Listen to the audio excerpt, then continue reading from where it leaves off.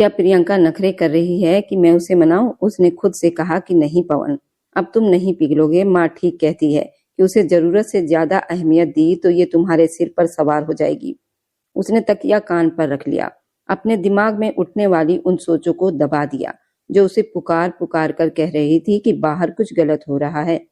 पवन ने अपने दिल को समझाया, प्रियंका अब वो मासूम लड़की नहीं रही बल्कि एक मक्कार और अदाकार बन चुकी है जो हर वक्त उसे और उसकी माँ को लड़ाने की कोशिश में लगी रहती है। बाहर आंगन में प्रियंका बेबस ठंडे फर्श पर पड़ी तड़प रही थी और उसके होठों से निकली आखिरी विनती भी सास के कमरे के बंद दरवाजे से टकराकर वापस आ गई। उसे अपना दम निकलता हुआ महसूस हो रहा था और वह बार बार अपने पेट को थाम कर कह रही थी कि मेरे बच्चे, हिम्मत मत हारना, तुम्हारे पिता अभी जाग जाएंगे, वे हमें बचा लेंगे। मगर पवन के कमरे का दरवाजा बंद रहा और सुशीला देवी के खर्राटों की आवाज हवा में गूंज रही थी जो इस बात का सबूत थी कि इस घर में इंसानियत दम तोड़ चुकी है। पवन को एक बार फिर दरवाजे पर किसी चीज की टकराने की आवाज आई तो उसने झुंझलाकर कहा, प्रियंका सो जाओ, क्यों आधी रात को मेरा चैन सुकून सब बर्बाद कर रही हो? तुम्हारे ये ड्रामे अब मुझ पर असर नहीं करेंगे। उसे क्या खबर थी कि जिस प्रियंका को वह ड्रामेबाज कह रहा था वह इस वक्त मौत और जिंदगी के लड़ाई से जूझ रही थी और उसकी वही चुप्पी जिसे पवन गरूर समझ रहा था दरअसल प्रियंका की जान की वजह बन रही थी। रात के उस पहर में जब सब सो रहे थे, सिर्फ एक ममता थी जो अपने बच्चे की जान बचाने के लिए जंग लड़ रही थी और एक शैतान था जो अपनी जीत पर तसल्ली से सो रहा था। जबकि वो फौजी पवन अपने दिमाग की दुनिया में कैद सच्चाई से कोसों दूर एक ऐसे मोड़ पर खड़ा था जहां से वापसी का रास्ता बहुत कठिन होने वाला था। प्रियंका के हाथ पांव ठंडे पड़ने लगे थे और उसने हंसते हुए अपनी आंखें बंद कर ली क्योंकि उसे अब किसी से कोई उम्मीद बाकी नहीं रह गई थी। और यही वो वक्त था जब घर की खामोशी किसी बड़े तूफान की कहानी सुना रही थी जो अगली सुबह पवन की जिंदगी को नर्क बनाने वाला था। उसकी माँ का बनाया हुआ झूठा स्वर्ग अब बिखरने के करीब था मगर उसकी कीमत बहुत भारी होने वाली थी जिसका पवन ने कभी सपने में भी नहीं सोचा था। रात का सन्नाटा अब चक्कर देने वाली चुप्पी में बदल चुका था। पवन के सीने में बेचैनी की अजीब सी लहर उठ रही थी जिसने उसे बिस्तर पर करवटें बदलने पर मजबूर कर दिया। उसे प्यास बहुत जोरों से लगी हुई थी। उसने सोचा कि शायद ठंडा पानी पीने से उसके दिमाग में लगी हुई आग कुछ कम हो जाए और वो बिस्तर से उठा और अंधेरे में टटोलता हुआ कमरे से बाहर निकला। कॉरिडोर में हल्की सी रोशनी थी मगर जैसे ही वो किचन के पास पहुंचा उसे एक झटका सा लगा क्योंकि किचन का बाहर वाला दरवाजा खुला हुआ था और वहां से बर्फीली हवा के झोंके अंदर आ रहे थे। पवन ने दिल में सोचा कि माँ तो कह रही थी कि प्रियंका सो रही है, तो फिर किचन का दरवाजा इस वक्त खुला क्यों है? वह जैसे ही किचन के अंदर दाखिल हुआ उसके गले में जैसे कांटे अटक गए। सामने का मंजर देखकर उसके हाथ से पानी का गिलास छूटकर चकनाचूर हो गया। प्रियंका किचन के गंदे और ठंडे फर्श पर बेहोश पड़ी थी। उसका आधा जिस्म बाहर आंगन की तरफ पड़ा था जहां अभी बर्तनों का ढेर अधूरा पड़ा था और साबुन वाला पानी उसके आसपास जमा हो रहा था। पवन के पैरों तले से जमीन निकल गई।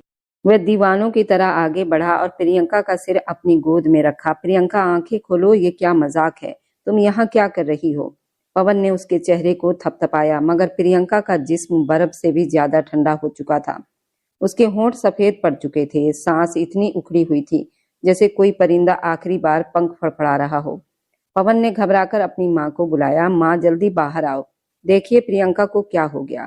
सुशीला देवी जो शायद जाग रही थी हड़बड़ाकर बाहर आई और मंजर देखकर एक पल को ठिठक गई मगर जल्दी ही अपने ऊपर काबू पाते हुए बोली, अरे पवन बेटा, तुम क्यों परेशान हो रहे हो? मैंने कहा था ना ये लड़की बहुत जिद्दी है।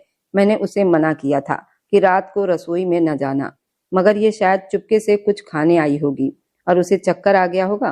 पवन ने गुस्से से अपनी माँ की तरफ देखा और फटी हुई आवाज में बोला, माँ आप होश में तो हो?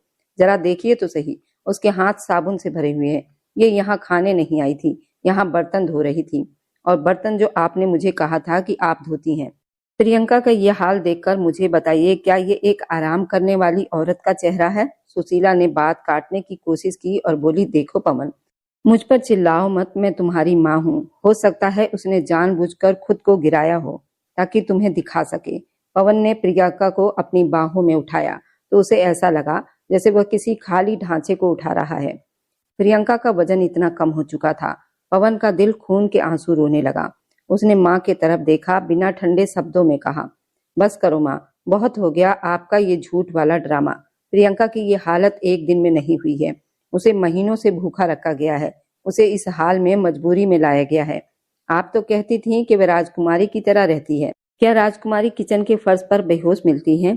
प्रियंका ने हल्की सी आंख खोली और पवन के कपड़ों को अपने कमजोर हाथों से मुट्ठी में भर लिया और बहुत धीमी आवाज में बोली, पवन मुझे बचा लो, मेरा बच्चा पेट में नहीं चल रहा। माँ जी ने कहा था कि अगर मैंने ये बर्तन साफ ना किए तो वो मुझे कमरे में नहीं जाने देगी। मुझे बहुत ठंड लग रही है। ये सुनकर पवन की आंखों से आंसू बहने लगे। उसने प्रियंका को संभाला और गाड़ी की चाबी उठाई। तभी सुशीला ने आगे बढ़कर उसका रास्ता रोकना चाहा और बोली, पवन मेरी बात सुनो, ये सब ड्रामा कर रही है। तुम इसे अस्पताल लेकर जाओगे तो पैसे खराब होंगे। मैं इसे अभी घर का बना हुआ लड्डू खिलाऊंगी, ये ठीक हो जाएगी। पवन ने एक झटके से अपनी माँ का हाथ दूर किया और दहाड़ कर बोला, माँ हट जाइए मेरे रास्ते से, भगवान के लिए अब अपनी जुबान बंद रखो। आपकी इस ममता ने मेरी जिंदगी बर्बाद कर दी। मैं सरहद पर दुश्मनों की गोलियां सहने के लिए तैयार था, मगर मुझे क्या मालूम था कि मेरे घर के अंदर ही एक ऐसा जल्लाद बैठा है जो मेरी पत्नी और मेरे बच्चे का कातिल बनना चाहता है। पवन प्रियंका को लेकर गाड़ी की तरफ भागा। पीछे सुशीला खड़ी बड़बड़ाती रही, देखो कैसे जोरू का गुलाम बन गया है। मेरी एक नहीं सुन रहा, मगर पवन को अब कुछ सुनाई नहीं दे रहा था। उसे सिर्फ प्रियंका की वह उखड़ी सांसें सुनाई दे रही थी जो उसे कह रही थी कि फौजी तुम सरहद तो जीत गए हो मगर अपना घर हार गए हो। उसे याद आ रहा था कैसे वह अपनी माँ की हर बात मानता रहा और प्रियंका की हर चीखों को अनसुना करता रहा। उसे एहसास हुआ वो कितना बड़ा पाप कर चुका है, जिसने एक मासूम जान को इस नर्क में अकेला छोड़ दिया था। गाड़ी स्टार्ट करते हुए पवन ने प्रियंका के माथे पर हाथ रखा जो अभी आग की तरह तप रहा था। उसने दिल में वादा किया कि अगर आज प्रियंका को कुछ हो गया तो वह कभी खुद को और अपनी माँ को माफ नहीं करेगा। सड़क पर गाड़ी नहीं बल्कि अपनी जिंदगी की आखिरी उम्मीद को दौड़ा रहा था, जबकि प्रियंका बेहोशी में सिर्फ एक ही शब्द दोहरा रही थी कि पवन मुझे माफ कर देना, मैं तुम्हारी सेवा नहीं कर सकी। पवन का जी चाह रहा था कि वह अपना सिर स्टीयरिंग पर मार दे, क्योंकि उसे पता चल चुका था कि उसकी माँ की बनाई हुई सारी झूठी कहानी एक भयानक नर्क बन चुकी थी जिसका ईंधन उसकी अपनी मोहब्बत बन रही थी। वह बार बार प्रियंका से कह रहा था, प्रियंका आंखें खोल कर रखो, देखो मैं आ गया हूँ, अब कोई तुम्हें हाथ भी नहीं लगाएगा, अब तुम्हें कोई बर्तन नहीं धोने पड़ेंगे। प्रियंका की गर्दन एक तरफ ढलकती जा रही थी। पवन की चीखों ने रात के सन्नाटे को चीर दिया था। उसे लग रहा था कि वक्त उसके हाथों से रेत की तरह फिसल रहा है और वे सच्चाई जो उसे पहले नजर आ जानी चाहिए थी अब एक भयानक डरावने सपने की तरह उसके सामने खड़ी थी, जिसका अंजाम शायद बहुत खतरनाक होने वाला था। अस्पताल की इमरजेंसी लाइट की रोशनी में पवन पागलों की तरह स्ट्रेचर के साथ भाग रहा था और उसकी कमीज पर प्रियंका के ठंडे पसीने और मुट्ठी के निशान लग चुके थे। जैसे ही डॉक्टर ने प्रियंका को चेकअप के लिए अंदर दाखिल किया, पवन बाहर आंगन में सिर थाम कर बैठ गया। उसका पूरा जिस्म कांप रहा था और उसे बार बार अपनी माँ की वह आवाज सुनाई दे रही थी, वह तो राजकुमारी की तरह रहती है। करीब 1 घंटे के बाद लेडी डॉक्टर कमरे से बाहर निकली। उनके चेहरे पर बहुत गुस्सा और गम दिखाई दे रहा था। पवन जल्दी से खड़ा हुआ और लपक कर उसके पास पहुंचा। डॉक्टर साहब, मेरी पत्नी कैसी है? क्या वह ठीक है? बच्चा ठीक है? डॉक्टर ने अपने चश्मे को ठीक किया और जेब में हाथ डाला। पवन को सिर से पांव तक ऐसी नजरों से देखा जो शक से भरी हुई थी। आप इस औरत के पति हैं? उन्होंने सूखे शब्दों में पूछा। पवन ने बेचैनी से सिर हिलाया। डॉक्टर ने एक लंबी सांस भरी और तेज आवाज में कहना शुरू किया, शर्म आनी चाहिए आपको। आपकी पर्सनैलिटी तो बताती है कि आप देश की हिफाजत करते हैं, मगर क्या अपनी पत्नी की हिफाजत करना आपके फर्ज में शामिल नहीं था? ये औरत जिसे आप यहाँ लेकर आए हैं, ये मरीज नहीं है, ये एक लाश है जिसे जिंदा रहने के लिए जरा बराबर भी सहारा नहीं दिया गया। पवन का गला सूख गया। उसने हकलाते हुए पूछा, डॉक्टर आप क्या कह रही हैं? मेरी माँ तो कहती है कि वह उसे ठीक से खाना और दूध पिलाती है। डॉक्टर ने गुस्से से हंसते हुए कहा, कैसा खाना, कैसा दूध? इस औरत के जिस्म में खून का एक कतरा भी नहीं बचा है। उसके बच्चेदानी में पिछले 12 घंटे से सिवाय दर्द और सूखेपन के कुछ नहीं गया और वह सबसे ज्यादा भूखे पेट रही है। उसके हाथ पांव की रंगत बता रही है कि उसे ज्यादा सर्दी में भारी काम पर लगाया गया था। उसकी कलाइयां देखिए, नीली पड़ चुकी है। क्या आपके घर में प्रेग्नेंट औरतों से बर्तन धुलवाए जाते हैं? पवन के सीने में जैसे किसी ने हथौड़ा मार दिया हो। उसकी जुबान बंद हो गई। डॉक्टर ने बात चालू रखते हुए कहा, उसकी कमर की हड्डी पर निशान है, जैसे उसे किसी सख्त जगह पर लिटाया गया हो या उसे जमीन पर बैठाकर काम करने पर मजबूर किया गया हो। आपको मालूम है कि वह किस परेशानी से गुजर रही है? उसकी हालत इतनी नाजुक है कि वह अपने बच्चे को जन्म देने के काबिल भी नहीं रही, क्योंकि उसके अपने जिस्म में जान नहीं है। वह बार बार बेहोशी में एक ही शब्द दोहरा रही है कि मुझे बर्तन धोने दो, वरना मम्मी खाना नहीं देंगी। पवन की आंखों से सब्र के बांध टूट गए थे और वही दीवार का सहारा लेकर बैठ गया। डॉक्टर ने उसके पास आकर थोड़ी नरमी मगर दो टुक शब्दों में कहा, कप्तान साहब, ये मेडिकल केस नहीं, ये एक मुजरिम की तरह इस औरत के साथ व्यवहार किया गया है। अगर इस औरत को आज यहाँ ना लाया जाता तो कल सुबह तक उसकी चिता में आग लग रही होती। उसके जिस्म में विटामिन और आयरन की इतनी कमी हो गई है, उसका बच्चा पेट में ही दम तोड़ने वाला था। हमने उसे ड्रिप लगा दी है, मगर उसे दवाओं से ज्यादा अब खुराक और मोहब्बत की जरूरत है, जो शायद आपके घर में उसे कभी नहीं मिली। पवन ने नरमी आवाज में कहा, डॉक्टर, मेरी माँ तो मुझे रोज फोन पर कहती थी कि प्रियंका बहुत खुश है। डॉक्टर ने उसके कंधे पर हाथ रखा और ठंडे शब्दों में बोली, माँ हमेशा सच्ची नहीं होती और पति हमेशा लापरवाह नहीं होते। आपने अपनी आंखों के बजाय अपनी माँ के शब्दों पर विश्वास किया और यही आपकी सबसे बड़ी गलती थी। अभी जाकर उसके लिए खून का इंतजाम करो और अगर हो सके तो अपने जमीर से भी पूछो, क्या आप इस जुल्म के बराबर के हिस्सेदार नहीं थे? पवन अस्पताल के कॉरिडोर में अकेला रह गया। उसे महसूस हो रहा था कि उसकी दुनिया एक पल में उजड़ गई है। उसे याद आया कि कैसे उसने प्रियंका को अपने सामने झाड़ दिया था जब वो चुप रहती थी। उसे याद आया कि कैसे उसने उसे ड्रामा कहा था जब वो दर्द से तड़प रही थी। उसे लगा वह कितना बड़ा पापी आदमी है जिसने एक मासूम लड़की की जिंदगी उन शिकारियों के हवाले कर दी थी जिन्होंने उसे बोटी बोटी करके रख दिया। पवन के दिल में अपनी माँ के लिए एक ऐसी नफरत पैदा हुई जिसने ममता की हर तस्वीर को जलाकर राख कर दिया।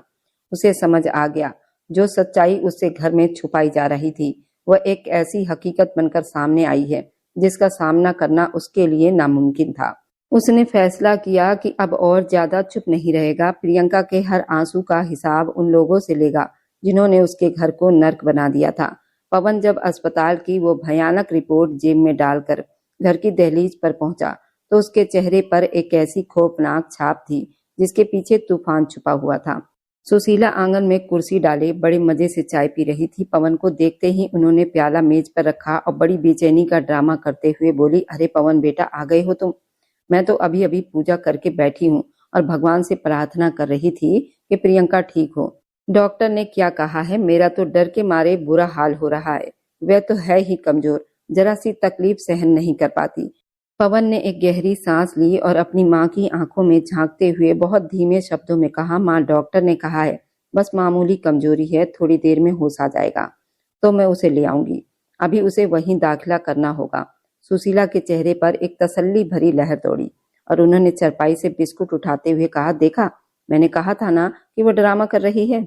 बस तुम उसे लेकर चले गए, बिना वजह अस्पताल का खर्च कर दिया।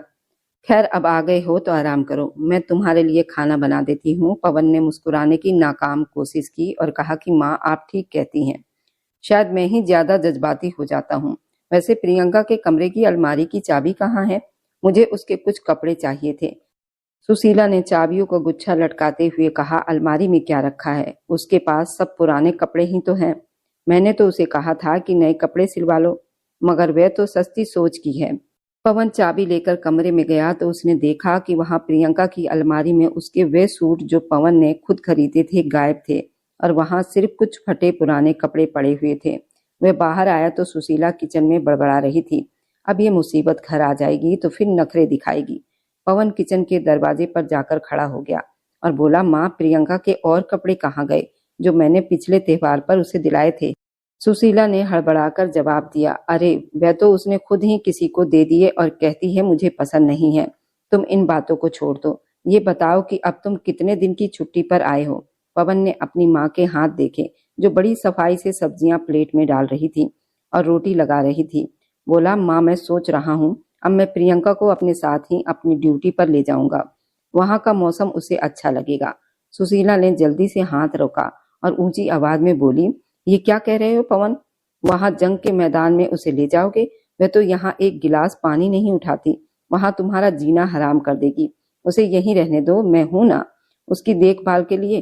पवन ने दिल में सोचा, हाँ आप हैं उसे खत्म करने के लिए, मगर जुबान से सिर्फ इतना कहा कि माँ आपकी बात में वजन है। उसी बीच सुशीला का फोन बजा और वे दूसरी तरफ अपनी किसी रिश्तेदार से बात करने लगी। पवन दीवार की ओट में खड़ा उनकी बातें सुनने लगा। सुशीला हंसकर कह रही थी, हाँ दीदी, पवन आ गया है, सुशीला को अस्पताल छोड़ गया है। चलो अच्छा है, किचन में सुकून रहेगा, वरना उसका मनहूस चेहरा देख देकर मेरा तो खाना हजम नहीं होता था। पवन ने उसे बहुत सिर चढ़ा रखा है, अब मैंने पवन के कान भर दिए हैं। वह किसी और से फोन पर बातें करती है, अब देखना वह खुद उसे तलाक देकर निकाल देगा। पवन का खून खौलने लगा। उसका जी चाहा वहीं जाकर अपनी माँ का गिरबान पकड़ ले, मगर उसने खुद को रोका, क्योंकि उसे भी वह आखिरी बार देखना था। प्रियंका के वापस आने पर क्या करने वाली थी? सुशीला फोन रखकर पलटी तो पवन सामने खड़ा था। उन्होंने घबराकर पूछा, तुम यहाँ क्या कर रहे हो? पवन ने कहा, कुछ नहीं माँ, बस देख रहा था कि आप कितना थक जाती हैं घर का काम करते हुए। सुशीला ने एक गुस्से भरे अंदाज में कहा, मैं तो थकती ही तुम्हारे लिए हूँ बेटा, बस भगवान तुम्हें अच्छी तरक्की दे, तुम उस मक्कार औरत को पहचान सको। पवन ने सर झुकाकर कहा, जी माँ, बहुत जल्द मैं उसे पहचान लूंगा और इस घर का फैसला भी करूंगा। वह अपने कमरे में चला गया, जहाँ प्रियंका की खुशबू अभी तक बाकी थी। उसे एहसास हुआ वह कितने बड़े सांप के साथ जिंदगी बिता रहा था, जो ममता का कपड़ा ओढ़े हुए थे। उसने फोन निकालकर अस्पताल की कॉल और नर्स से कहा कि प्रियंका को अभी डिस्चार्ज न करो, मैं कल सुबह लेने आऊंगा। वह चाहता था कि आज की रात वह इस घर में बिताए और सुशीला के हर उस झूठ को रिकॉर्ड करे जो वह प्रियंका के रहते हुए बोल रही थी। रात भर सुशीला पवन के पास बैठकर प्रियंका की बुराई करती रही। वह कैसे कोरे बहाने करती, कैसे पड़ोसियों से बातें करती है। पवन चुपचाप सुनता रहा। उसे लग रहा था वह किसी दलदल में उतर रहा है, जहां हर शब्द एक चुभन थी। सुशीला ने कहा, पवन बेटा, कल जब वो आए तो उसे कहना कि वह अपने मायके चली जाए। उसकी माँ ने उसे कोई तमीज नहीं सिखाई। पवन ने धीमे शब्दों में पूछा, अगर वह ना जाए तो? सुशीला ने गुस्से में जवाब दिया, तो मैं उसे धक्के देकर निकाल दूंगी, आखिर ये मेरा घर है। पवन ने एक सर्द आह भरी और कहा, बिल्कुल माँ, घर तो आपका ही है और इंसाफ भी आप ही का होगा। वह बिस्तर पर लेट गया, मगर उसकी आंखें छत को घूर रही थी। वह सुबह का इंतजार कर रहा था, जब वो प्रियंका को लेकर आएगा और इस नापाक ड्रामा को हमेशा के लिए ड्रॉप सीन करेगा। उसे अपनी माँ की हर हंसी में प्रियंका की सिसकियां सुनाई दे रही थी। वह मेडिकल रिपोर्ट उसके तकिए के नीचे किसी बम की तरह दमक रही थी, जो किसी भी वक्त पलटकर इस घर के झूठे सुकून को राख कर सकती थी। पवन ने तय कर लिया था कि अब वो चुप नहीं रहेगा, चाहे उसकी कीमत कुछ भी हो। अगली सुबह जब पवन अस्पताल से प्रियंका को लेकर घर पहुंचा तो प्रियंका के चेहरे पर डर की एक लहर साफ दिखाई दे रही थी। वह बार बार पवन का हाथ थामकर धीरे से कहती थी, पवन प्लीज, मुझे यहाँ मत छोड़ो, मुझे डर लग रहा है। माँ जी बहुत गुस्से में होंगी। पवन ने धोरे से काम लेते हुए प्रियंका को कमरे में लिटाया और प्यार से उसके सर पर हाथ रखकर कहा, प्रियंका तुम बस आराम करो, मैं यही हूँ, कोई तुम्हें कुछ नहीं कहेगा। वह प्रियंका को लिटाकर बाहर निकला तो सुशीला किचन से आंगन में आई और माथे पर तेवरी चढ़ाकर बोली, अरे आ गई मैडम, अभी तो मैंने सोचा था कि कुछ दिन आराम से बिताऊंगी। पवन देखो, मैंने पहले ही कह दिया था, इस नखरे वाली के नखरे में नहीं उठाऊंगी। पवन ने चुपचाप अपना मोबाइल निकाला और कमरे के पर्दे के पीछे छुपकर रिकॉर्डिंग ऑन कर दी। सुशीला समझी कि पवन बाहर चला गया। वह गुस्से में तिलमिलाती हुई प्रियंका के कमरे में दाखिल हुई। प्रियंका का कंबल खींचकर उसे बेड से नीचे उतारने की कोशिश करने लगी और जोर से चिल्लाई, बहुत नाटक कर लिया तुमने, पवन के सामने बड़ा तमाशा लगाया कि तुम बेहोश हो गई हो। अब उठकर जा और वह ढेर कपड़े धो जो इतने दिन से पड़े हुए हैं, और खबरदार जो पवन को एक शब्द भी कहा, वरना उसे कहूंगी तुमने अस्पताल में किसी अनजान आदमी से बात की है। मैं तुम्हारे किरदार पर ऐसे दाग लगाऊंगी वह तुम्हें अपनी जूती की नोक पर रखेगा। प्रियंका रोते हुए उनके पैरों में बैठ गई, बोली, माँ जी भगवान के लिए मुझ पर तरस करिए, डॉक्टर ने कहा है कि मैं बहुत कमजोर हूँ, मेरा बच्चा खतरे में है, मैं अभी किचन का काम नहीं कर सकती, ना मैं बर्तन धो सकती हूँ। सुशीला ने उसे जोर से धक्का दिया और बोली, बच्चा मरता है तो मर जाए, मुझे तो वैसे भी तुम्हारी औलाद नहीं चाहिए थी। मैं तो चाहती हूँ कि तुम इस घर से दफा हो जाओ ताकि मैं पवन की दूसरी शादी अपनी सहेली की बेटी से करा दूं। तुम एक बोझ हो जो मेरे बेटे के गले में पड़ गई हो। अभी पवन बाहर गया, उसके आने से पहले किचन साफ हो जाना चाहिए, वरना आज रात तुम्हें आंगन में सोना पड़ेगा। पवन जो पर्दे के पीछे खड़ा ये सब कुछ सुन रहा था, उसका खून खौल उठा और वह एकदम सामने आया और गरज कर बोला, बस करो माँ, बहुत हो गया आपका ये घटिया खेल। सुशीला पवन को देखकर बिल्कुल सुन रह गई। उनके चेहरे से रंगत उड़ गई और वह हकलाते हुए बोली, पवन बेटा तुम यहाँ कब आए? मैं तो उसे प्यार से समझा रही थी कि बेटा थोड़ा चल फिर लिया करो। पवन ने अपना मोबाइल उनके सामने लहराया, सर्द शब्दों में कहा, मैं सब रिकॉर्ड कर चुका हूँ माँ। आपकी वह ममता भी और वह जहर भी जो आप मेरी गैर मौजूदगी में उंगली करती रही हो। आप तो कहती थी वह इस घर में खुश हैं, लेकिन आज आपका असली चेहरा मेरे सामने है और अब फैसला भी मेरे सामने ही होगा। प्रियंका आपकी बेटी है, क्या माँ के ऐसे रूप होते हैं? आपने मेरे बच्चे की मौत की तमन्ना की, आपने उस मासूम पर इल्जाम लगाए जो कोई दुश्मन भी नहीं लगाता। सुशीला ने रोने का ड्रामा शुरू किया, बोली, पवन तुम अपनी माँ पर एक पराई औरत के लिए शक कर रहे हो। मैंने तुम्हें पाला है। पवन ने उनकी बात काट कर कहा, आपने मुझे पाला है, मगर आज आपने मेरे अंदर के बेटे को मार दिया है। मैं डॉक्टर की रिपोर्ट भी देख चुका हूँ, अब आपका ये चेहरा भी देख लिया है। अब इस घर में आपका कोई हुक्म नहीं चलेगा। प्रियंका उठो, हम इसी वक्त यहाँ से जा रहे हैं। प्रियंका ने हैरानी और खुशी के मिले जुले असर से पवन को देखा। सुशीला चिल्लाने लगी, अगर तुम इस मनहूस के साथ गए तो मेरा मरा हुआ मुंह देखोगे। पवन ने मुड़कर देखा और कहा, माँ मरा हुआ मुंह तो आप प्रियंका का देखना चाहती थी ना। मैं तो बस अपनी जिंदगी बचाने जा रहा हूँ। इस घर से बहुत अच्छी है वो बॉर्डर की चट्टानें, जहाँ कम से कम पीठ पीछे छुरा तो नहीं घोंपा जाता। पवन ने प्रियंका का सामान एक छोटे से बैग में डाला और उसे सहारा देकर गाड़ी में बिठाया। सुशीला आंगन में खड़ी उन्हें बुरा भला कहती रही, मगर पवन के कान अब पत्थर के हो चुके थे। वो प्रियंका को लेकर एक छोटे मगर साफ सुथरे किराए के मकान में शिफ्ट हो गया, जहाँ सुकून ही सुकून था। कुछ वक्त बाद जब प्रियंका की रंगत वापस आने लगी और वह ठीक महसूस करने लगी, तो एक शाम पवन उसके पास बैठा और उसका हाथ थाम कर रो पड़ा। प्रियंका मुझे माफ कर देना, मैं कितना अंधा था। मैंने अपनी माँ के झूठ को सच माना और तुम्हें उस नर्क में अकेला छोड़ आया। प्रियंका ने उसके आंसू पोंछे और मुस्कुराकर कहा, पवन अब सब कुछ ठीक हो गया है, आपको पता चल गया है, यही मेरे लिए काफी है। पवन ने अब तय कर लिया था कि प्रियंका को कभी किसी दुख का साया भी नहीं छूने देगा। और इधर सुशीला उस बड़े से बंगले में बिल्कुल अकेली रह गई थी। उनकी उस सहेली की बेटी जिसके वह सपने देखती आई थी, उसने भी उनसे अपना रिश्ता तोड़ लिया था, क्योंकि पवन ने उसे पैसे देना बंद कर दिए थे। अब सुशीला खुद किचन में बर्तन धोती थी। जब उनकी कमर में दर्द होता था तो उन्हें प्रियंका की सिसकियां याद आती थी, जिन पर वह ठहाके लगाती थी। अब वो हर फोन कॉल पर पवन का इंतजार करती थी, मगर पवन अब फोन नहीं करता था, क्योंकि उसके पास अब एक खूबसूरत जिंदगी और एक तंदुरुस्त बच्चा था। कहानी का अंजाम उसे सबक बनकर मिला कि जुल्म चाहे कितना ताकतवर क्यों ना हो जाए, एक दिन सच्चाई के सामने देर तक टिक नहीं पाता। और जो सच्चाई का कपड़ा पहनकर अपनेपन का ड्रामा करते हैं, वे असली सच्चाई के सामने बेनकाब हो जाते हैं। ऐसे लोग कभी सुकून की नींद नहीं सो पाते। प्रियंका अब खुश थी, क्योंकि उसे उसकी मोहब्बत का हक मिल चुका था और पवन एक जिम्मेदार पति बन चुका था, अपनी नई दुनिया बसा चुका था। और मेरी वीडियो आप लोग जहां कहीं से भी देखते हैं, कमेंट में अपने शहर और राज्य का नाम जरूर बताएं। मुझे आप लोगों के कमेंट पढ़ने में बहुत आनंद आता है और उन सभी का मैं बहुत बहुत धन्यवाद करना चाहती हूँ। जो लोग मेरी वीडियो को देखते हैं, लाइक करते हैं और शेयर करते हैं। अगर आपको आज की कहानी पसंद आई है तो वीडियो को जरूर लाइक कीजिएगा और अपने दोस्तों के साथ शेयर भी कीजिएगा। और हाँ, अगर आपने अभी तक हमारे चैनल को सब्सक्राइब नहीं किया है तो जरूर सब्सक्राइब कर लें। मिलते हैं हम अपनी कल की एक और नई दिलचस्प कहानी के साथ। मुझ पर सदा अपना प्यार और स्नेह बनाए रखें। सभी को मेरा प्यार भरा नमस्कार। दोस्तों खुश रहें, स्वस्थ रहें, मुस्कुराते रहें।